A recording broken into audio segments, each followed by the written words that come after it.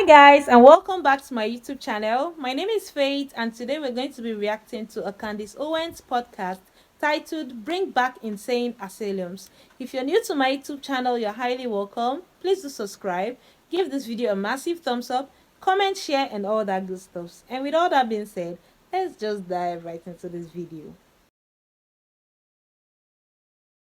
Happy Thursday, everybody. We'll jump right into the question of the day, and it is one that has been on my mind for years. Should we bring back insane asylums? And the answer, of course, is yes, we should. We're going to talk about that.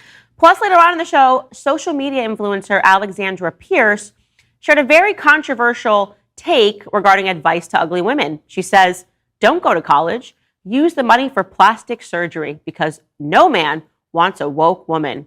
Is she telling the truth? All that and more today, coming up on Candace Owens.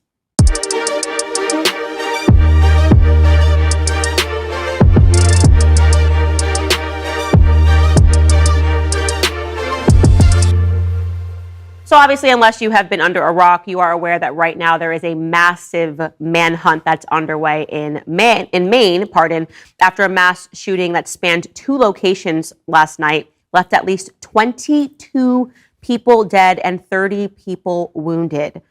Unbelievable. Insane. So I will spare you the back and forth banter of you having to make the effort to find the back and forth banter between the right and the left on this. We'll just go through it very quickly. Okay. Thoughts and prayers. That's what they're probably starting with on the right, to everybody that has been injured, everybody that is dead. The left is going to jump in and say, F your thoughts and prayers. We need gun safety now. Now. We need gun safety. People on the right will jump back in and say, guns don't kill people. People kill people. People on the left will say, the NRA? Yeah. You have blood on your hands. Contact your state representative right now. We need common sense gun laws. Back to the right. I bet this guy was known to the FBI. Probably. We already have laws that are in place and these people are not abiding by them. More laws is not going to fix the issue. There you are, you guys. You are welcome. Now you don't have to play on Twitter and hear what people are saying back and forth to one another because it never changes. It is rinse and it is repeat. Now, here's what I want to say about this. First and foremost, it is an obvious tragedy. And obviously, it is always okay for you to offer your prayers to people that are suffering, to offer your prayers to people who are going through this, and to pray for people that are not victims right now, right? The people that are terrified, probably locked into their houses, sheltering in place because this person has not been caught. Now, the individual that they have highlighted as a person of interest, his name is Robert Card. You have probably seen his picture circulating everywhere that you get your news. He is a person of interest. He's also a trained firearms expert in the United States Army Reserve, and he is stationed out of Saco, Maine. He's a first-class sergeant and was awarded the Army Achievement Medal, the Humanitarian Service Medal, the National Defense Service Medal, the Army Service Ribbon, and 2 Army Reserve Component Achievement Medals. So in terms of his service to the country, he's remarkably accomplished, which makes this all the more frightful, to be honest, right? Because you are dealing with somebody who has a lot of experience with weaponry, which is probably why he was able to already execute so much harm in such a small space of time. Now, something that I was really struck by in this is the fact that the news is reporting that he came forward himself recently and said, I am having mental health issues, right? We talk a lot about people that serve in the military coming back with PTSD. Well, in this particular instance, he self-reported and said that he was hearing voices and hearing threats to shoot up the National Guard base in Saco, Maine, right? So he comes to somebody and he says, somebody is telling me that I should shoot up the National Guard base in Maine. What should have happened here, right? Forget your left, right arguments. What should have happened in a circumstance where somebody is telling you that I wish to impart harm on somebody? Well, I'll tell you what did happen. They did all that they could do. They placed him on a Psych 5150 hold for 2 weeks, and then they released him. So over the summer, after he self-reported himself, he went into a mental health facility for 2 weeks. That's the max they can hold you. And then they released him back onto the streets. And here is why this deeply upsets me for a lot of reasons. First and foremost, it deeply upsets me because this is obviously a tragedy that could have and should have been avoided. And yet we are all waiting with bated breath to see how much more tragic it is going to get. It upsets me because children were involved. Children will now have their lives completely different. Having to experience a horror like this, if you were at a bowling alley, and suddenly a shooter breaks in and starts spraying bullets. I'm going to introduce you guys right now to a young 10-year-old girl named Zoe Levesque, who fortunately survived this tragic incident. Take a listen. Just like shocking. Like it's something that you think would never happen. I never thought I'd grow up and get a bullet in my leg. Why? Like, why do people do this? I was more worried about, like, am I going to live? Am I going to make it out of here? Like, what's going to happen? Are the cops going to come? First and foremost, she's absolutely adorable, and I'm just encouraged by the fact that she seems like she's okay, and it's important to hear that message. Why do these sorts of things have to happen? The answer is they don't. Especially when somebody walks in and self-reports themselves and says that I want to commit a mass shooting, because that's what this individual did. This person of interest walked in and said, I want to commit a mass shooting. And so they did whatever they could do in terms of putting him on a psychiatric hold. But that shouldn't be all that you're allowed to do after somebody tells you that they want to commit a mass murder. Once upon a time in this country, we used to have insane asylums where we used to hold people that had these sorts of thoughts, right? We were allowed to hold them against their will for a very long time. And then what happened was that there was a new dawn in society where we are no longer able to recognize mental illness. In fact, we now live in a society where we encourage mental illness, where we say we have to have compassion toward the mentally ill, not toward their victims. No. The compassion must be awarded toward the mentally ill. So you have a grown man who wants to dress up and play like he's a 6-year-old. Well, get him a TikTok and millions of followers. Because isn't that just something wonderful to see? You can be whatever you want in today's society, including openly mentally ill, right? And we will award that, and we will roll out the red carpet. And we will talk about this exercise of compassion, never considering what might be on the other end of that, which almost always is victimhood in one capacity or the other. When you have people that are openly telling you that they are into sexually deviant behavior, maybe they should go into an insane asylum. Maybe they shouldn't be awarded with things. Maybe they shouldn't be platformed. Maybe we shouldn't pretend that it's not a mental illness, right? But no, we live in a different world now. Why do I care so much about this issue, right? A lot of people think it's because, you don't like this or you don't like that because you're hateful. Well, I'd like to remind you guys that many moons ago, we did an episode. It was actually episode number 54 that was entitled My Stalker Story. And I'm not going to take you through the entire thing. Again, if you're interested in hearing all of it, it is episode 54, or you can type it on YouTube, My Stalker Story. But essentially, I get a lot of hate, obviously, on the internet. People send me threats all day, every day. But one person in particular stood out not many years ago, 2.5 years ago, where he began emailing me virtually 100 times a day, sending me emails, making it clear that he believed in his mind that he and I were in a relationship, okay? He was convinced that we were in a relationship. He was convinced that my every tweet and my every post on Instagram was actually some sort of a coded message that was directed to him. So he was responding to my every tweet. He'd send an email and he'd say, I saw this. I could have said anything in the tweet. I could have said 4 more years pertaining to Donald Trump. And he would think and interpret that in his mind, in his disturbed mind, as me signaling to him that in 4 more years we're going to be together for the rest of our lives. When I had my first child, he began sending me emails telling me that he forgave me for cheating on him, an act of betrayal. I had never met this man, spoken to this man, or ever answered any of his emails.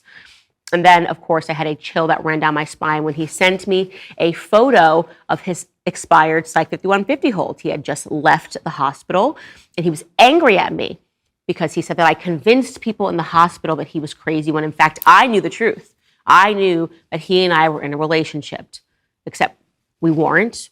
We never were in a relationship, and it terrified me, and I did the right thing, and I called the police immediately because this is not your average internet thug. This isn't someone sending nasty messages over the internet, typing like they're a gangster. This is someone who has a mental condition where he perceives reality different from where it is. This is why it is so important for those of us that have platforms to speak out and to say, we will not give in We were not going to pretend that reality isn't so and that reality is however you want to shape it. This particular person, who we were able to fortunately get in touch with his mother and to learn that he had episodes of schizophrenia, this particular person continued to email me once the cops were involved in Washington, D.C., where this began taking place. He lived in the same city as me. Then he went back to where he lived in Minnesota. I moved to Tennessee, and he upped the ante. He began sending me photos of weapons on his lap, a photo of a gun sitting on his lap, saying that he was going to come for me. He would send me links. He would send me links to music videos. If you recall Stan, the Eminem music video, where at the end of the music video, the insane stalker fan drives his family, who are in the back of a trunk, his children and his wife, over a cliff and commits suicide with both of them, simply because the famous person didn't respond to his written mail. Well, my stalker sent me a link to that and said, this is how it's going to end with you and me. So imagine how traumatizing that is, that this person is actively sending me emails, telling me he's going to kill me, sending me pictures of a gun in his lap. When I contacted the police, they told me there's nothing that we can really do because he's mentally ill. I'm sorry. Well, that sounds to me like there's definitely something that you should do, because mental illness, rather than feeling compassion for it, is a signal to us that they actually have it within their capacity to commit an atrocity, right? Because their brain isn't working the same way. It's not firing off the same response as the rest of ours. And so once they were notified that he had left his facility that he was living in voluntarily, they listed articles saying, if you see this guy out in public, somebody please find him. The most terrifying days of my life, because he had just sent me a picture of a gun on his lap saying he was coming for me, and now he was missing. Fortunately, they were able to find my stalker because he went to give blood to get some cash. And when they apprehended him, they brought him back to his Psych 5150 hold, followed by his voluntary stay, wherever he was staying. And they said, don't worry, Candace, we'll call you if he ever leaves this place. Well, guess what? Months passed. I think it's been about 8 months since that incident took place, maybe actually a year since that incident took place, where, thank God, they apprehended my stalker trying to give blood, and nobody called me. But then I saw in the news that he was once again arrested, and this time he was arrested because he upped the ante on his violence. He was arrested because he committed an act of arson in a place of worship. I had been very clear. Now the FBI is involved. As I was clear with local authorities in D.C., I was clear with local authorities here in Nashville, I was clear with local authorities where he was at in Minnesota. He's going to kill someone. I have said this for years. My stalker is going to kill someone. There's no question in my mind. I don't know how many times I can say that. I am now in contact with the FBI because he's committed an act of arson, and now he has finally hit their radar. And I said on the phone to them over the last course of weeks, this man is going to kill someone. If you guys do not put him into a prison, he's going to kill someone. There's something wrong with his brain. They listen to me. They collect the evidence. What will happen now? Well, I'll give you an update. He's walking the streets again because some compassionate fund bailed him out. Because can't you just see that he's mentally ill? It's wondrous that in this country, the compassion that is reserved for people that have mental illness and not for their victims, right? It is a wonder that there's nothing that can be done. Nothing that can be done when somebody walks in and says, I want to commit an act of mass murder and terrorism. Okay, 2 week stay at a hospital. Now you're out of the hospital and we're just going to lose track of you in society. So once again, my stalker, he's just out there in society. Robert Card, he got out and he's just now out there in society. And what did he do? He made good on what he said he was going to do. He committed an act of mass terror because he told people that there were voices in his head telling him to do it. Just like my stalker was clear that there were voices in his head. I am schizophrenic. I hear voices in my head and they are telling me that you and I, Candace, are in a relationship and we're meant to raise your children together. Me and you are going to raise your children in a house together separate. What has happened in our society? What we have become so compassionate to the point of absolute stupidity. There is no reason in the entire world that an 11-year-old girl should be healing from a bullet wound in Maine. There is no reason that 22 people should be dead, and the banter is about whether or not guns save lives or kill people. When we have people that are telling you, walking in and saying that I want to commit an act of terror, it is then the job of the authorities to make sure that they don't do it. So spare me your tears, okay? I'm going to say that, spare me your liberal tears, because you are the exact same people that keep pretending that mental illness isn't real, that we all have to bend and recognize that everybody is who they are on the inside and what they say reality. We can't even say what a woman is and a man is on YouTube anymore. If somebody's mentally ill and thinks that they're not, we can't even say it, right? Or is there something wrong with us? We can't even perceive that as an obvious red flag that this individual is struggling internally. We can't even talk about that. No, you risk getting a strike. You'll be deplatformed. Because mental illness in American society has been greenlit. And I have such disgust for that. This tragedy should have and could have been avoided. And that's all I'm going to say about that. Wow, guys, that was really a very good and interesting topic. I really enjoyed listening to Candace Owen speak, and I loved her comments and her thoughts about it. I really enjoyed reacting to this, and I'm sure you all did too. Tell me in the comment section what you think about this video, and if you're new to my YouTube channel, you're highly welcome. Please do subscribe, give this video a massive thumbs up, comment, share, and all that good stuff. And with all that being said, let's just dive right into the next video.